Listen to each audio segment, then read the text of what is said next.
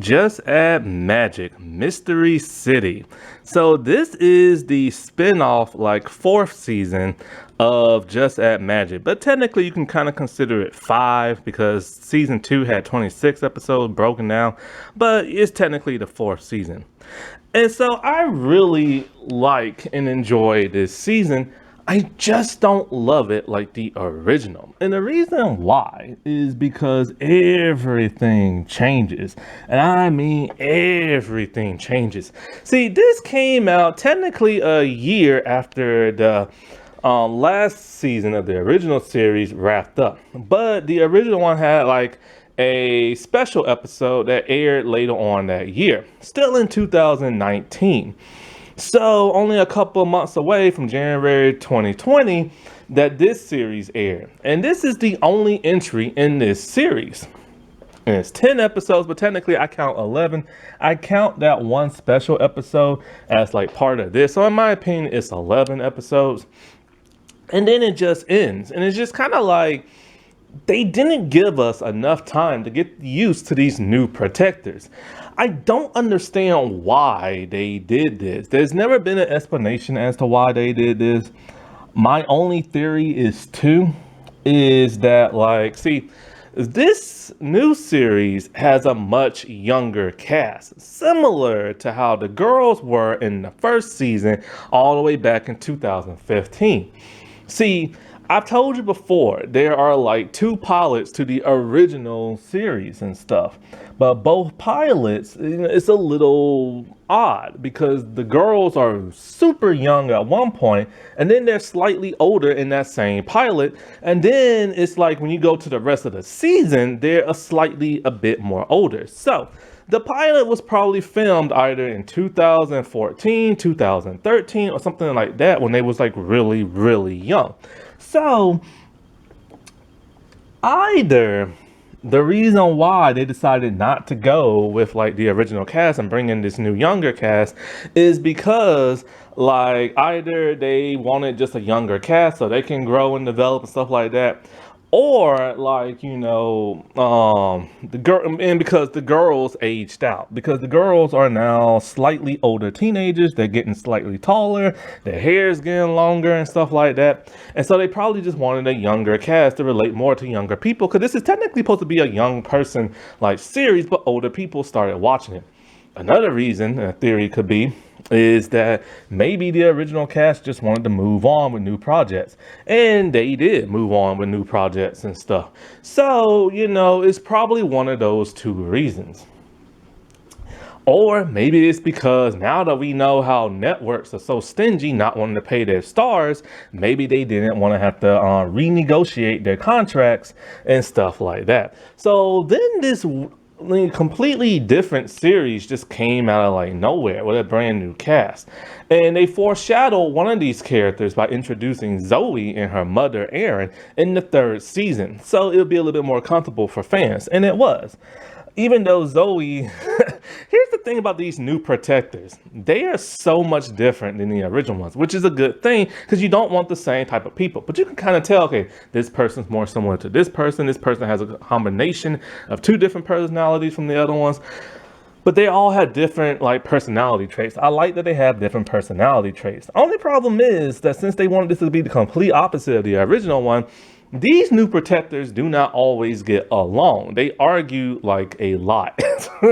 Zoe is still her very rude, very blunt and direct person.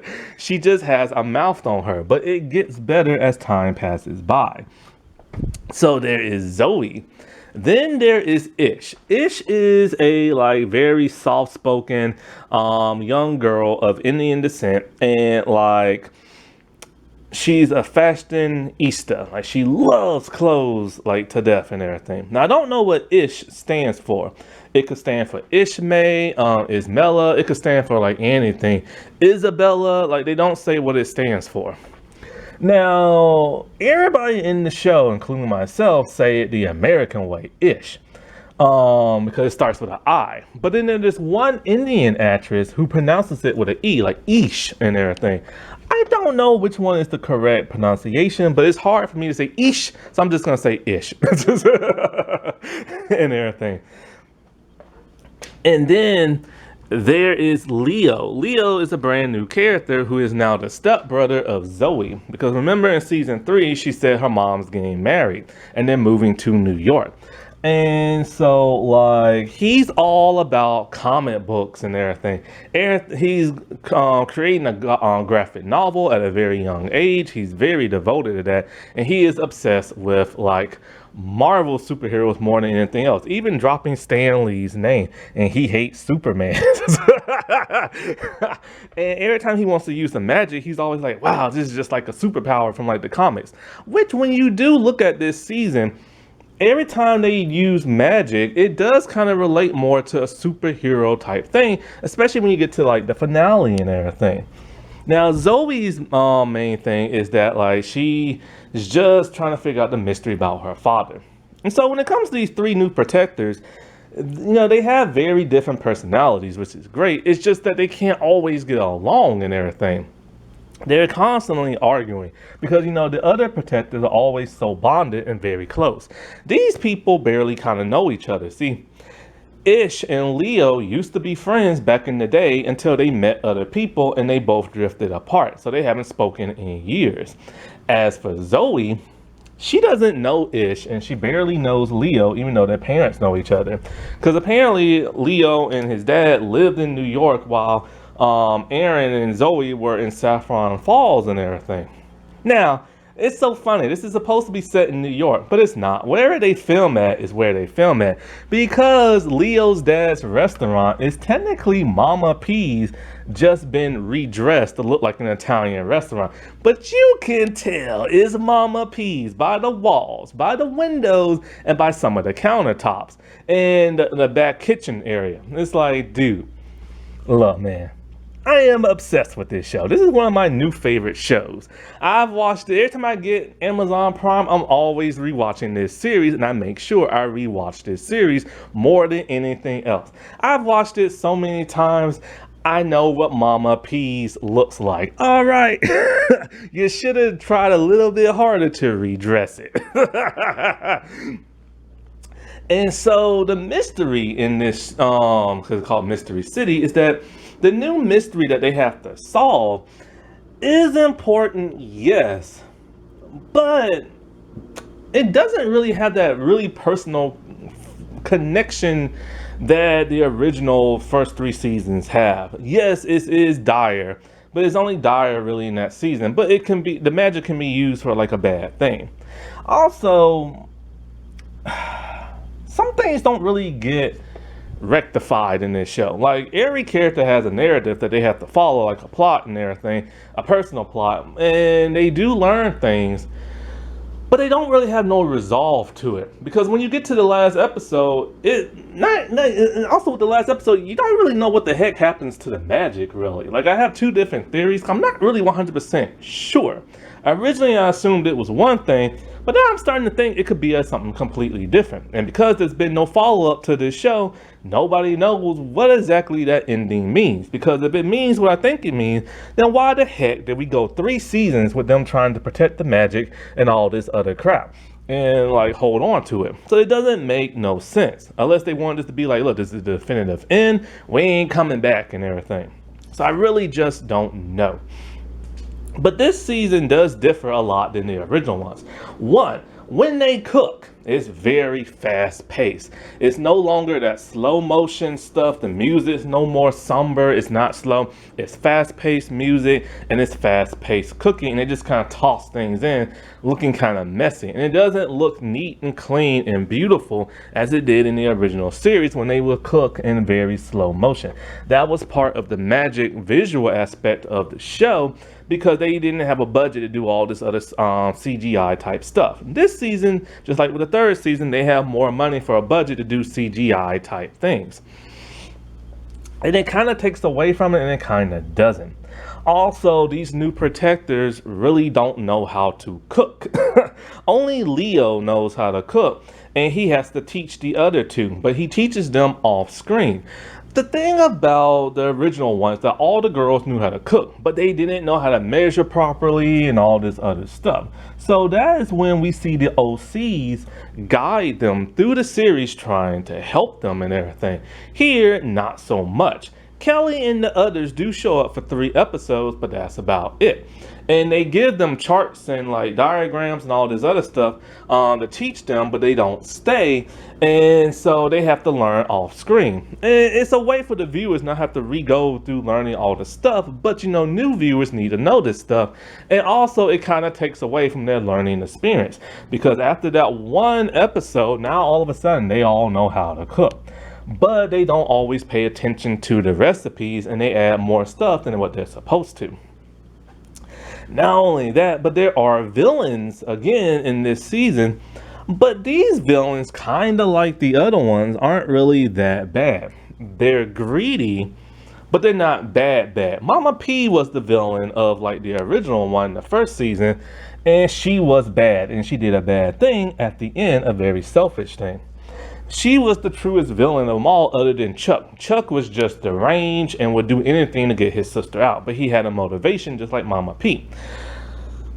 And then other season, like, the third, you have the in-betweeners who were just all evil with magic. And then you had like Kelly, who got brainwashed by the poison and turned evil. But here you have bad guys and they do bad things, but it's because they're greedy for money and riches and stuff. They feel like it's their birthright to have the magic because their ancestors were former protectors and everything. But like, at the end, even their resolve isn't all that great. They just kind of give up only because they're like, oh, this is going to do something bad. Okay, fine, whatever, we give up. It's just kind of like, huh? Like, just like that, you give up? I don't get it. And they don't explain what they're going to do with all the gold after they extracted it from like the city. Also, what's different about this season is that we finally get to have like a intergender, like, trio. So instead of it being 3 girls, like with Kelly and her group and the OCs, it's like the in-betweeners. You have 2 girls and 1 boy. And similar to how Chuck was with his sister. But not only that, but we learned something. There was other protectors after Chuck, because people always assume it went to Chuck and his sister, then it went to the OCs, and then like the trio. But then, the in-betweeners and stuff, and then the trio. But we learned there was a group of 3 guys. The first time ever we've ever seen 3 guys be the protectors. We just see in a photograph, and we only see 1 on screen. There was 3 guys who came after Chuck and his sister, and then at some point it probably went to somebody else, and then it finally eventually went to like the OCs. And so that was neat to finally get to see 3 guy protectors. That's something we've never ever seen before on the show. But like I said, it's just a photograph. And so like this season does feel rushed. And they do learn life lessons, but not really like the original ones. It's just very fast paced. And it would have been better if they would have had multiple seasons with this like new cast, because they got the short end of the stick. The new characters are interesting and cool, but you don't get enough time to spend with them and everything, like we did with the original ones. So what exactly is this season about? Well, Ish. She's an Indian girl who doesn't even know Hindi. She's very Americanized and she loves fashion to death. Cause see, these new protectors, they don't have the money to cook up the food like the original ones had. So they have to do things like sell their clothes, tutor people in order to get money to start like a fund so they can start cooking. I like that. That's interesting and neat. Because one thing about the original girls is they always had supplies on hand. And that's because their parents were into like politics and other crap.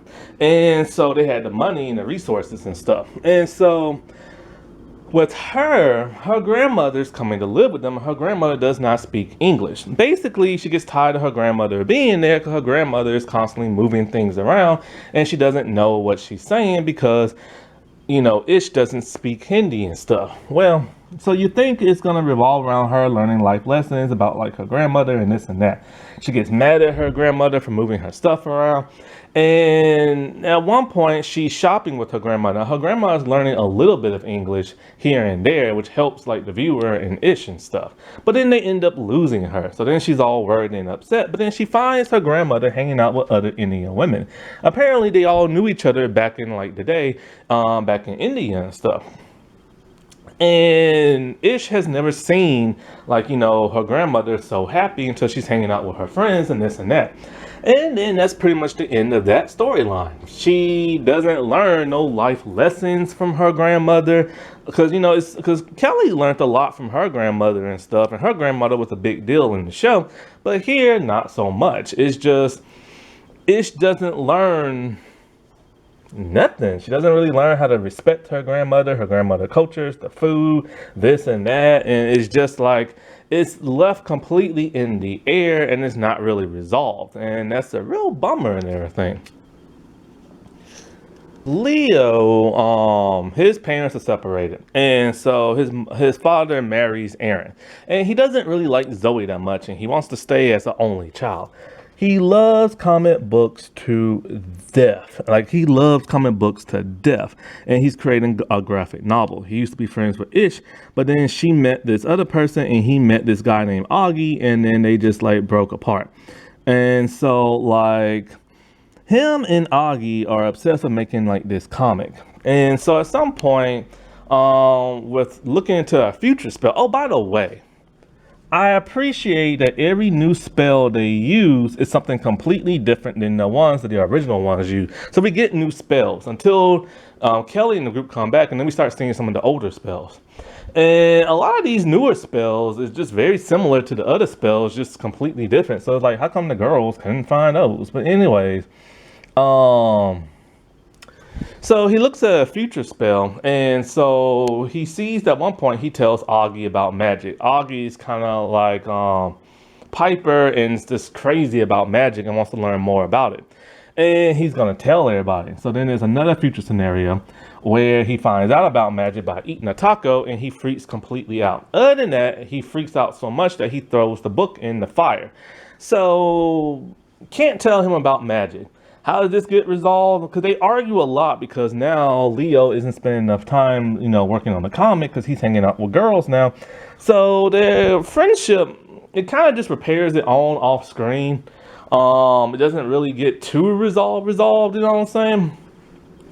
And so it's just kind of like, what was really the point in all that confusion if they're not even really going to hash it out in a big way? Only he just tells them, like, I got other friends, but you're still my friend, this and that. So it doesn't really get resolved, you know what I'm saying?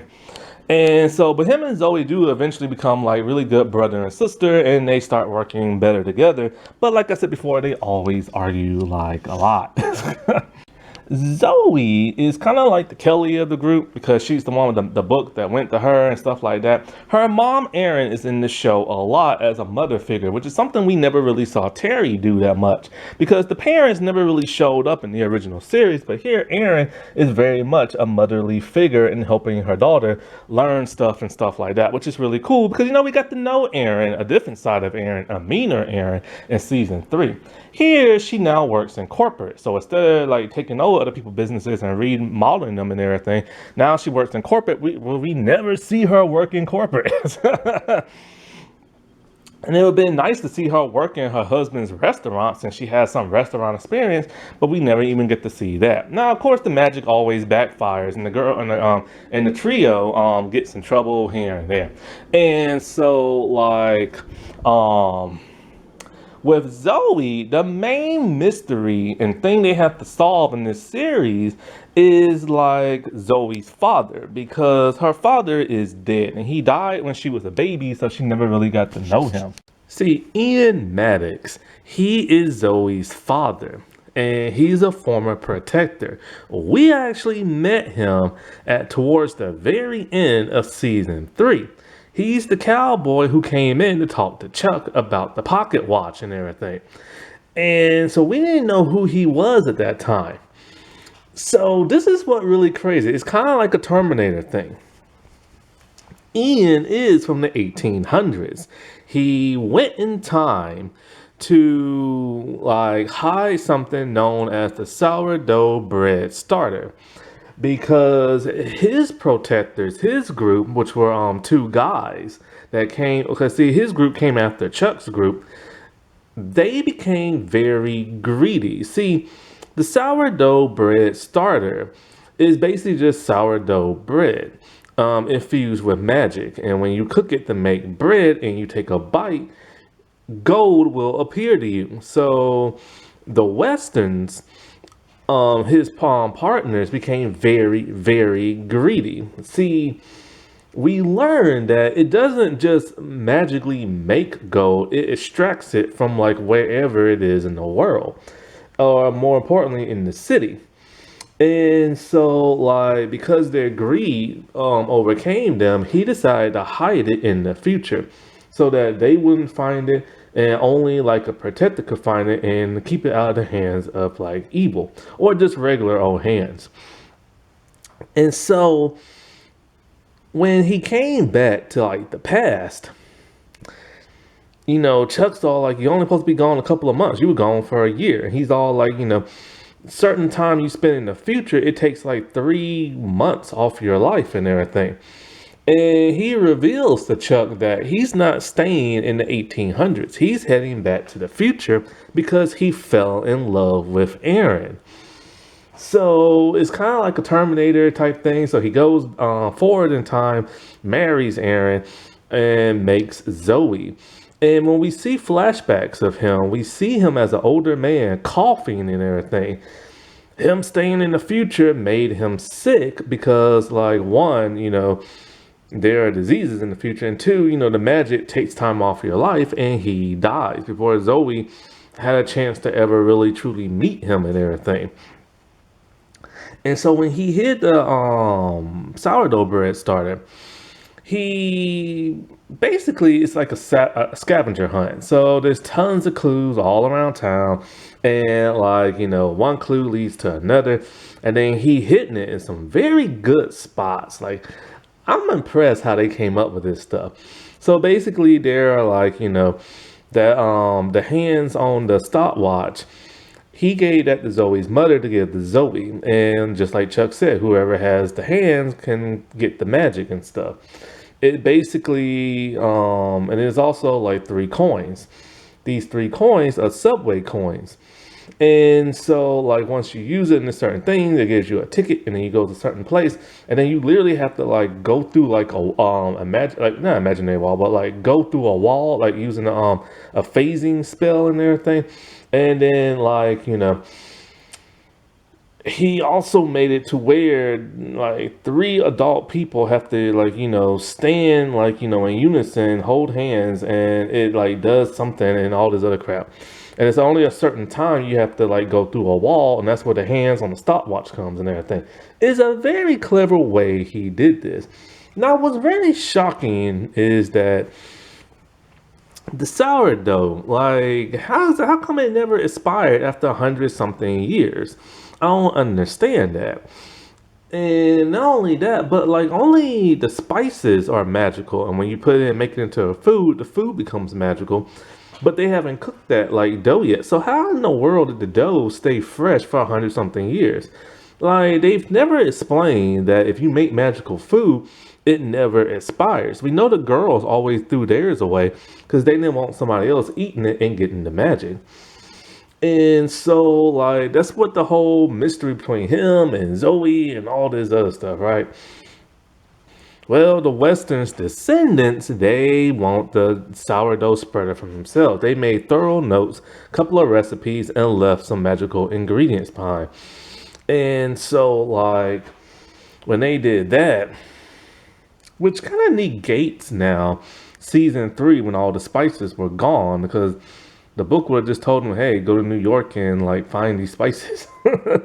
Anyway, I tell you one thing, this season negates a lot of stuff where it kind of retcons a lot of stuff. And I mean like a lot of stuff. Like, there are so many things they could have done with the magic spells they used in the past, but never did for this one. But anyways, so the Western, the descendants, is Pierce, his daughter Lexi, and Cody. Lexi is best friends with Ish. And so the father from the start, he knows who they are, and he starts using his kids to get in good with the new protectors, which they do. And so they're using all kind of spells to like spy on them, like bubblegum, that's like an eavesdropping device, and like all kind of cool stuff, right? For the most part, Lexi is the only good one. Cody is the bad one, and Pierce is just greedy and stuff like that. He says it's their birthright, they deserve to have it, blah, blah, blah, blah, blah. But they're not protectors themselves, and they don't understand the magic. Once he has Lexi still issue his phone that has all the like, instructions from like the original trio and stuff, then they know how to use the magic, and he finally starts using the magical spells and the spices that he has. So normally they're like a couple of steps ahead of them. Sometimes they're back. But then when the group, like, see what happens is that like Chuck, he goes to the future and warns the girls and everything about the whole, like, everything that's going on in Ian and the pocket watch and stuff like that. And before he leaves, it's a funny gag. He's all like, it's a funny line. He's like, he got a flu shot before, like he's going back to the 1800s because you don't want to catch the flu in the 1800s, which is so true. But he'll catch like future diseases as well, so they don't really talk about that, but whatever. So the girls decide to teleport to New York and help the new trio out. And so they help them get like the dough starter and everything. But sadly, Cody uses a spell to make the group do whatever he wants. So they give him the starter. Now, this is why I don't understand. Why wasn't this spell ever used in the past? The OCs could have used it to break their curses. Caroline could have used it to get whatever she wanted. And it's just kind of like, if they had this spell all along, why the world haven't they used it and stuff? They could have broke so many curses and stopped so many things that they just used that spell. And so they cook it up, and the dude eats like the bread. So a couple of gold nuggets start coming in front of him, but then other gold stuff starts coming, like gold dust and everything else. From what Hannah tells them is that like there's gold literally in everything in the 21st century. Apparently it's in like, debit cards, it's inside buildings, it's in like, pipes. It's just in all kind of crap, which I never knew. So wow, this show just taught me something. And so sadly, he's extracting the gold from all these places, which was completely different in the 1800s. There, it was just underground. But now, it's literally destroying the city. And he ate 5 pieces, and so it's something every hour or something like that supposed to go he has like 25 times this gold supposed to come to him or something like that, because he didn't know about the riddle. And so like gold is literally just coming to him like crazy, right? We see a building shake, we see the subway messing up, we see all kind of crazy stuff happening. So the 6 protectors, they had to figure out how they're going to stop this. Well, the new protectors realized that, hey, we have a couple of spells. We can freeze time, we can move metal, and we can teleport and everything. Spells they never did a long time ago, so this would have been like really helpful. So Leo's all happy because he's all like, woohoo, I get to be a superhero now, which they kind of do. And so like when they go to do the whole freezing time thing, well, the Westerns are one step ahead of them and they use that spell. And so there's only a few of them that are affected. So Leo and somebody else, they like, teleport everybody from like the subway station from this one building. See, this is the problem. Only one building was shaken. So it's like it goes in all these buildings and every place else. There should have been more people they teleported and stuff while everybody was frozen. But there's barely anybody on the street. This is when like, you get your budget out and you do a cattle call. But anyways, and then he uses the kind of like a Magneto type power to like stop like certain things from pipes from falling and stuff like that. So it's like really cool that he got to do the whole superhero thing. But then, there's a problem. Pierce's kids are missing. They on the subway, which they are in danger. So of course the kids, they save them. And so now that Pierce is all like, wow, I didn't know that, it was going to take gold from place. I thought it was just going to make magical gold. And now my kids almost died. Well, time for me to give up. And that's basically what he does. He has changed his ways in a matter of seconds. I'm just like, come on, man. If this would have been the original series, it would have been a whole lot more meaningful than that. But they never explained what he did with the gold. So I guess he got to keep it and stuff. And so the six protectors, they're all like, what are we gonna do with the sourdough starter thing now? Because we can't let this get in nobody else's hands. Well, Zoe is missing. She plans on going back in time. See, they tried to destroy it by heating it up, to heat up the yeast and killing it, but that didn't work. It just heat everything else up around them.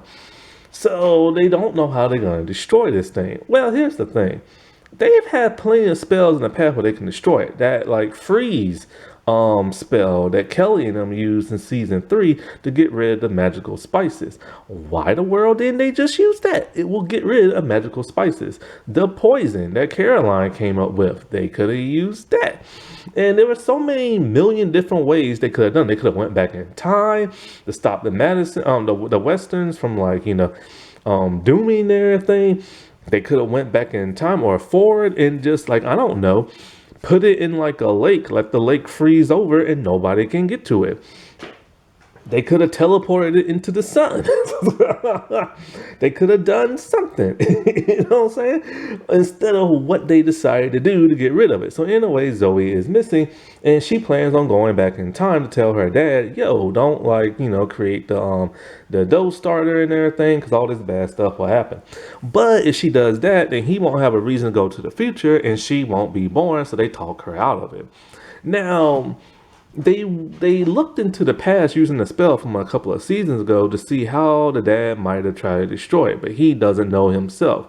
The spell they use is the one where they have to touch an object in a room and it sends them back in time to the events they want to look at. Here's the problem. That spell only works if you physically go somewhere and touch something. So the way they did it in this season does not work exactly the way it did in past seasons. I hate when they retcon crap like that. But anyways, the dumbest thing they decide to do is to just cook up the bread and make it into something else other than extracting gold. So, they have to, it's one of those things where you have to take and give type thing. So they decide to give the magic to the world and let the world experience magic. What? Now, here's the crazy thing when they did this. When they did this and everything, and they each took a bite, all of the ink and the illustrations in the book disappeared, went up to the sky, and just flew around everywhere in kind of like a sparkly, glittery kind of way. So now the book is completely empty with no magical recipes in it. So that makes me think, okay, what exactly happened? Did they destroy all the magic or something like that? Because now the recipes are no longer in the book. However, the book is literally just a book of recipes. Yes, the book is magical, but it is the spices that causes all the magic to really happen. So did it get rid of the spices? Don't know. They don't show that. All we know is that this book can't move on because it has no pages in it. Unless it decides to move on and people decide to come up with their own spells, but that will never happen. Oh, speaking of which, the new protectors, they got 2 of their spells in the book a whole lot faster than the Kelly group. But then it's kind of okay, but what does this exactly mean? They're sharing the magic with the world. Does that mean the pages fly to other people and other people read this and it's all oh, let's try this spell out? Because if that's so and they're giving magic away, that's a big no-no, and that's something they always wanted to prevent in the other seasons. If they destroyed magic, then what was the point in season 3 about or season 2 at the end, trying to regrow the garden and keep it magic and all this other crap? I have no idea what the heck this means, because then it just completely ends. We don't get to see how the magic is technically shared with people. We don't know what they do with it. We don't know if it's destroyed. It's just left in the air. And I'm just like, that is the worst ending ever. Because it will negate everything that Kelly's group has went through in the beginning when it came to magic. Them using it for good, them not wanting to get rid of it, and all kind of crap. You know what I'm saying? Like, I don't get that. And so I really hate this ending. And it just ends out of nowhere. I'm just kind of like, this was a rushed season. It was very, very, very rushed and everything. There's so much they could have done in the time that they had, and they didn't do it like other seasons did. And it's quite a shame. They did so much more in the past seasons than they did this one. And it's a really good show. Like, this is a really good show. And it sucks that it had to end on this whimper. If it would have just ended in season 3 with the book, like, leaving the girls, that would have been just like, hey, that's fine. Their chapter is closed. They have their happy ending. Like, you know what I'm saying? Like, we know they're going to turn out good in the future. And that's satisfying. But then they went and made this show. And normally when they do crap like this, this has been like, like a decade after the original series will end. But no, this happened like a year after and everything. So I just really hate how this ended and stuff. And there's so many unanswered questions from a couple of stuff. And it's just like, I don't understand. There's so many different spells they could have used to not do this. And yet they didn't do it. Like, I just don't get it. And not only that, but it's kind of like I'm surprised the book didn't try to fight back. And also I'm surprised that, like, where's the Traveler at? Is she still wounded from that fight she had with Chuck in season 2? And how come there's not a new Traveler to take her place and everything? How come the book allows like outsiders to like copy pages and everything like that? You know what I'm saying? Like, the book will literally defend itself and literally not let outsiders see like the pages. But then every once in a couple of seasons it'll let it and stuff. Also, it's like, why didn't the Traveler take the book from like the in-betweeners or something like that? I mean, the book went away on its own once it saw they abused magic.